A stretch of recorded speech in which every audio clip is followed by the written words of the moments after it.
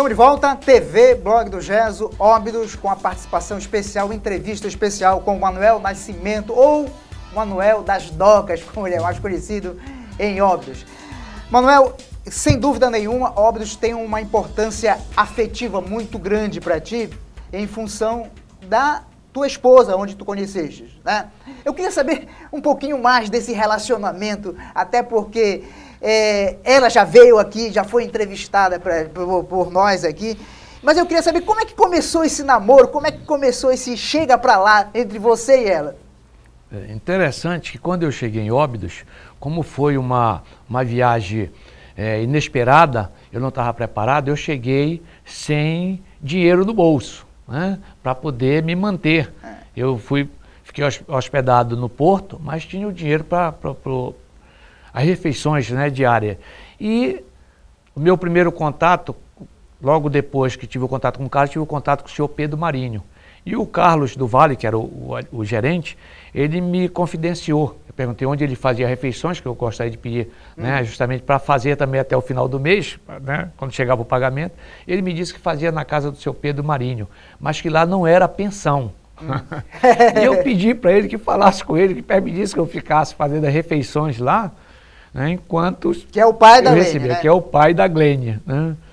E só que o dia anterior, no mesmo dia, ainda não tinha acontecido o jantar, e quando aconteceu essa situação, que eu fui, né, mal interpretado, e no dia seguinte, na hora do almoço, que ele me conduziu, que eu cheguei, que vi que quando era a casa que eu tinha que ir, aí eu desviei e voltei.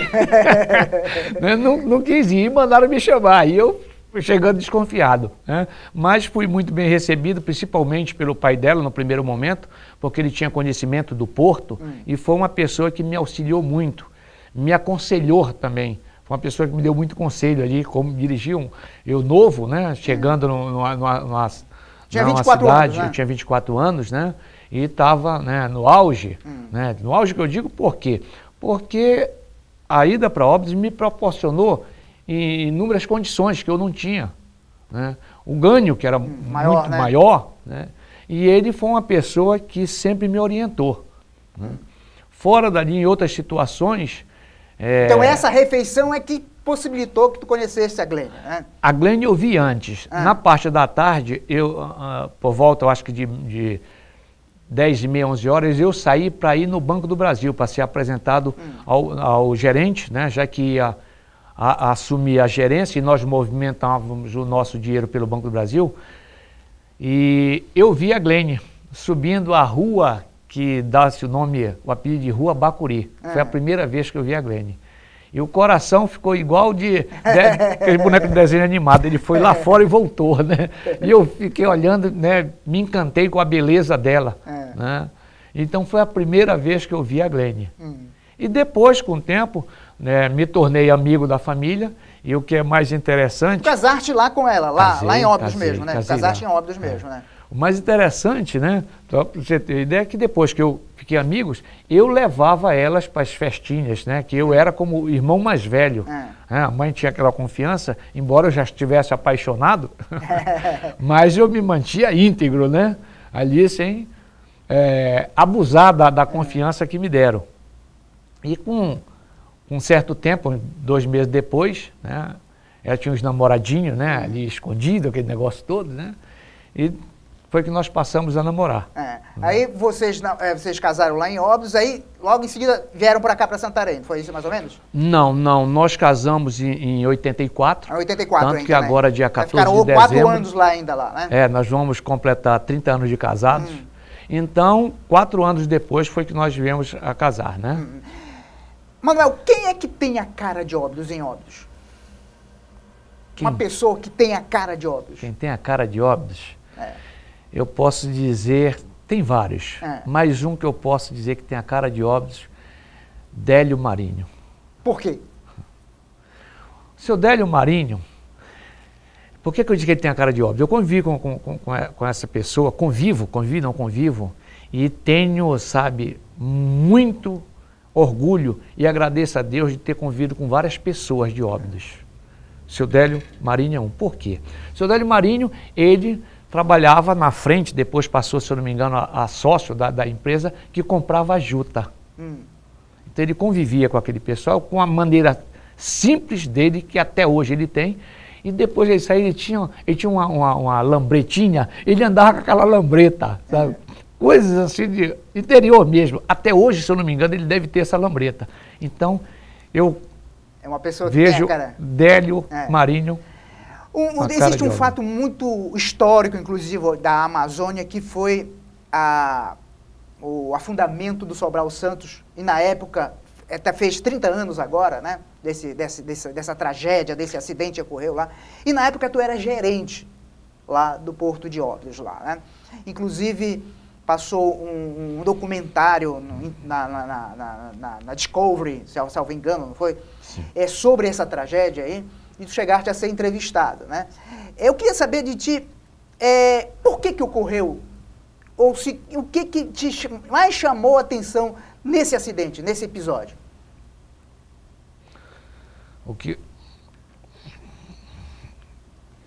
Desculpa, é muitos anos, mas a gente jamais esquece, ela me diz. O que mais me chamou a atenção nessa situação, que eu não consigo entender até hoje, é como a embarcação Sobral Santos, segundo, saiu de Santarém e conseguiu chegar em Óbidos. Por conta de sem ter naufragado antes, porque são 8, 9 horas de viagem, pelo menos era, e ele conseguiu atracar e adernou depois de atracado. Excesso de carga? Não. Eu não via como excesso de carga, na época foi ventilado esse negócio de excesso de carga de passageiro. Ele não tinha excesso nem de carga nem de passageiro. Isso aconteceu no mês de setembro. Eu estou te falando isso, talvez se eu tivesse sido entrevistado há 30 anos atrás, eu poderia falar no calor da situação, mas eu estou bem tranquilo para dizer o que eu estou lhe dizendo, porque eu acompanhei de perto. O navio tinha carga mal distribuída. Ele tinha um contrato que ele trazia cerveja e Guaraná Baré, tanto para Óbidos como para Santarém, e levava os vasilhames. Isso era contrato e ele cumpria. E quando, antes de ele sair daqui, tinha uma embarcação Miranda Dias, que saía na terça-feira, e ele saía com a carga dele completa de Santarém. Tanto que ele parava em Óbidos, quando parava, apenas para pegar passageiro. Carga não. Em 8 anos que eu administrei o porto de Óbidos, o Miranda Dias não parou nem uma vez para pegar carga. E ele quebrou. E esta carga foi passada para o Sobral Santos. A carga não foi direto para o porão, ela foi para o primeiro passadiço e para o segundo. E eram cargas mais pesadas do que a que tinha no porão. Estou lhe dizendo isso porque eu vi. Eu estava acordado quando aconteceu o acidente. Eles tinham caixas de limão, caixas com laranja, com tomate, cilindros de oxigênio. Tudo isso em meio aos passageiros, né? No meio dos passageiros. Antigamente poderia se levar carga e veículos no meio do passageiro. Hoje não é mais permitido. Então dava uma impressão que estava com excesso de passageiro, devido ao espaço ser pequeno. E era essa a impressão que dava, né? E o excesso de carga justamente porque a carga estava também no meio do passageiro. Mas a carga estava mal distribuída. Então o navio adernou por conta da carga mal distribuída? Que eu entendo que ele perdeu o centro de gravidade. É tipo aquele boneco João Bobo, que tem o peso embaixo. Bateu, ele vai e volta. Como ele estava com o centro de gravidade dele comprometido, é por isso que eu não entendo, a única coisa que eu não consegui entender, como é que ele conseguiu fazer uma viagem de 8, 9 horas e não afundou antes. Quando ele atracou, ele deu os cabos, ele estava atracado. Ele atracou, coisa de fração de segundos. Ele atracou. O que é que aconteceu? A embarcação, quando ela para num porto, o normal é uma parte dos passageiros vir olhar a cidade, o porto onde atracou. E isso contribuiu. Quando os passageiros se movimentaram e vieram olhar o cidade, porto onde estava atracado e os outros embarcaram, isso ajudou, justamente, contribuiu para que a embarcação adernasse. Com isso, levou muita gente que estava dormindo, principalmente quem estava em camarote, que não conseguiu sair. a carga ajudou a matar muita gente.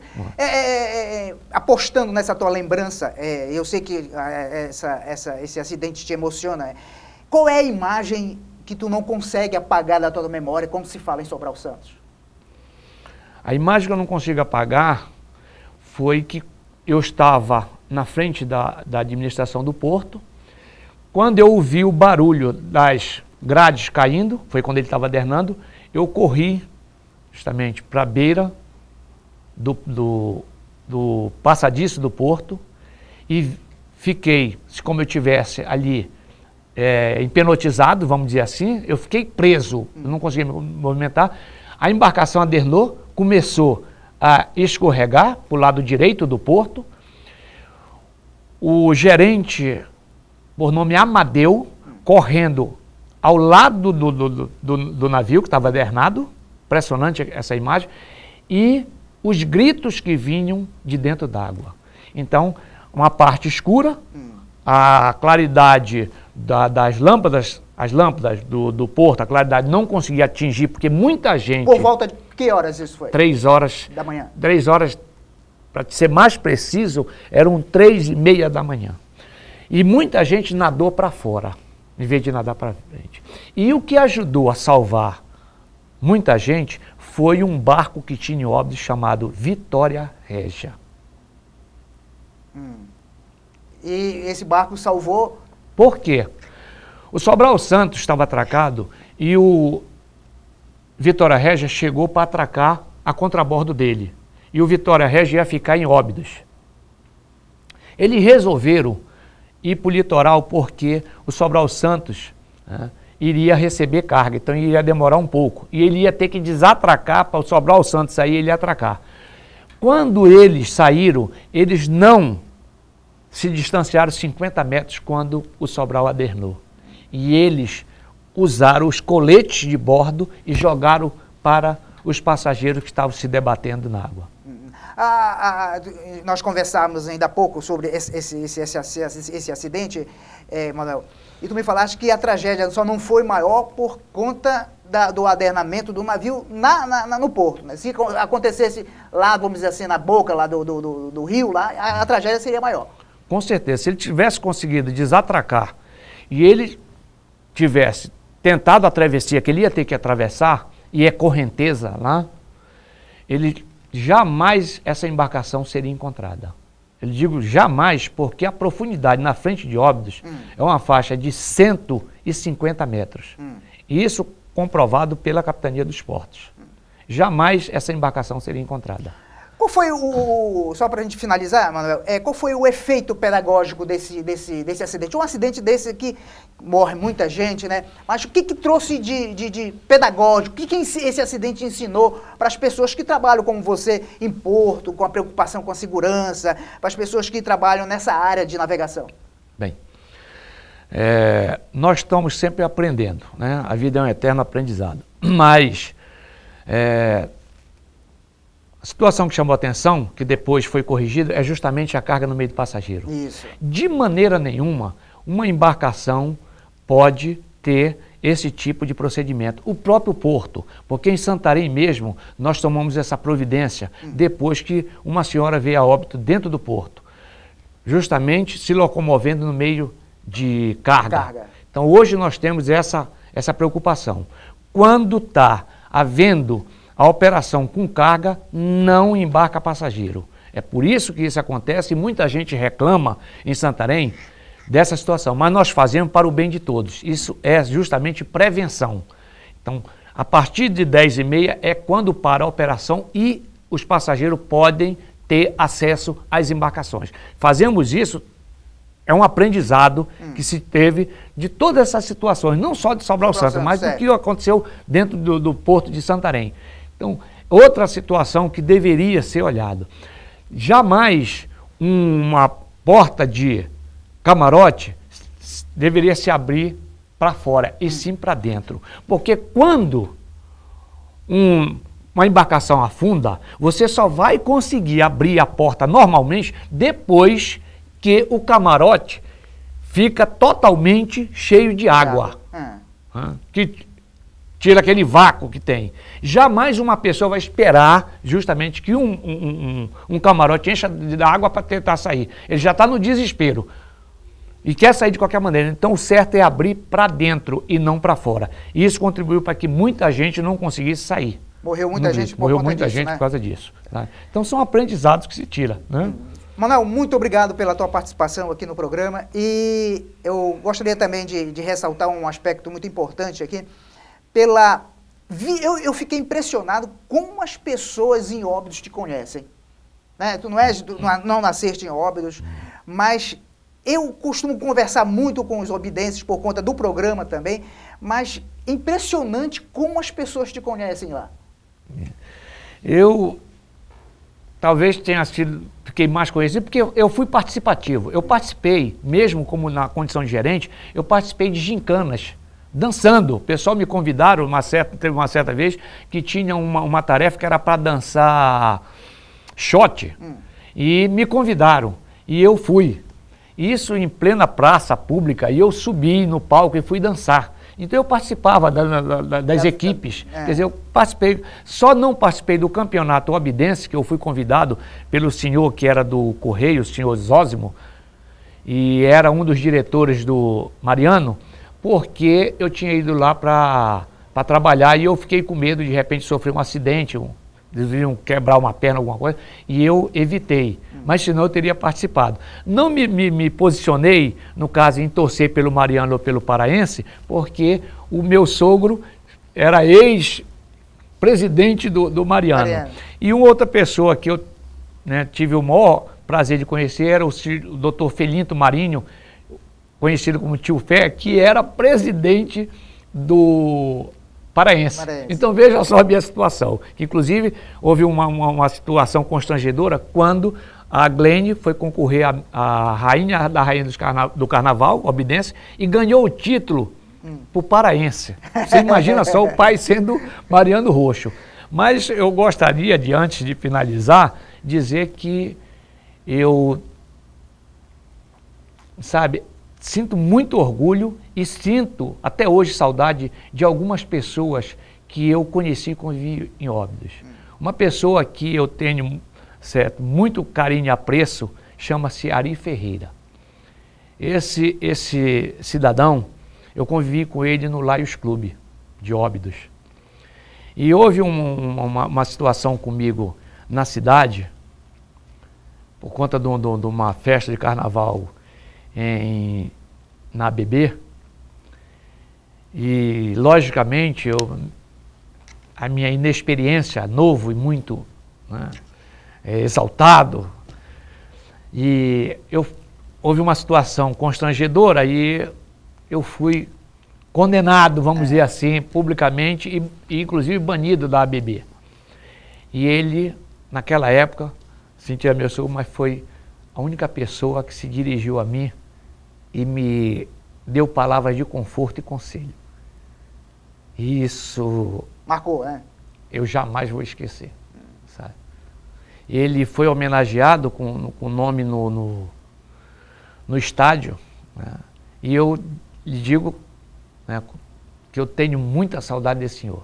Conheci outras pessoas como o seu Barrinho, outra pessoa que eu tenho orgulho de ter conhecido, Cláudio Amani ou Amani, que na verdade, como ele, se eu não me engano, parece que é de origem francesa, é Claude. E eu tinha um prazer. O próprio Isaac Amoy foi uma pessoa que certa vez ele tratava meus filhos como fosse neto dele. E uma vez, num dia dos pais, ele me convidou para me almoçar na casa dele. Então foram pessoas que eu convivi e tive o prazer de conhecer. Uns que já partiram, não se encontram mais no nosso meio, mas que a gente tem boas lembranças, e eu tenho, e guardo essas pessoas com o maior carinho no coração. E isso sempre. Não deixo de ir, quando estou a Óbidos, não deixo de ir sempre cumprimentar o Cláudio lá no comércio dele, o próprio Fortunato Chocron, hoje os filhos também, ele ainda na direção, mas os filhos. Então são pessoas que marcaram. Vivi Carvalho, sabe? Francisco Savino, famoso Titilo, que era o agente dos navios da frota amazônica, Sem falar Adélio Marinho, o próprio meu sogro, que eu sou muito grato, primeiro pelo que fez por mim ali me aconselhando e me deu a pessoa, né, que hoje eu tenho, que posso dizer, a coisa mais preciosa que eu tenho, que é a Glene. Que bom. Sabe? Muito obrigado. Nós vamos fazer um rápido intervalo comercial, a gente retorna com o segundo entrevistado do dia. Um instante só.